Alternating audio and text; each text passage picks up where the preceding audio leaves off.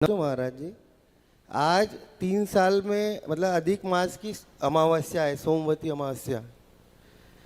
और हमारे देश में ज्योतिषाचार्य बताते हैं कि पितृदोष होता है, तो आज के दिन ये दान करो, वो दान करो, तो उससे पितृदोष आपका दूर होगा।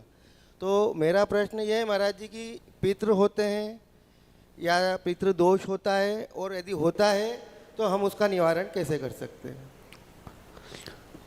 मेरे को भी एक बात आज तक समझ में नहीं आई कि जब पिताजी जिंदा थे, माँ जिंदा थी, दादाजी जिंदा थे, तब तो पानी पिलाया नहीं।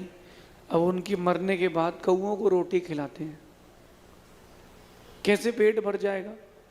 कौआ खाएगा तो उसका पेट भरेगा, इंसान खाएगा तो इंसान का पेट भरेगा। कई लोग कहते हैं कि आपके पितृ परेशान कर रहे हैं।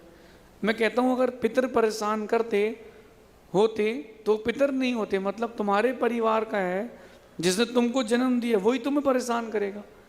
तो जैसे विद्वान लोग होते ना, कि जब उनको कोई चीज़ समझ में नहीं आती, कहाँ लिखी है, तो कहते षटखंड आगम में लिखा है, धवला टीका में लिखा है, खोजो, इतने 16 वॉल्यूम में खोज लो।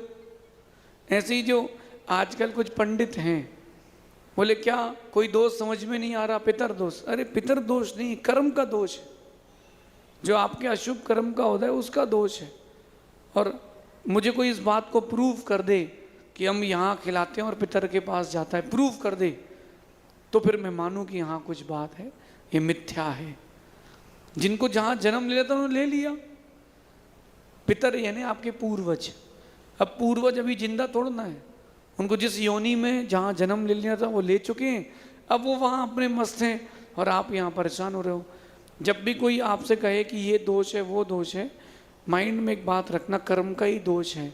आप भगवान का विधान करें, मुनियों के लिए चर्या कराएं, दया दत्ती के काम करें, और देखना इनसे जो पुण्य का संग्रह होगा, वो जो आपका बैलेंस बिगड़ रहा था सब बैलेंस अच्छा होगा।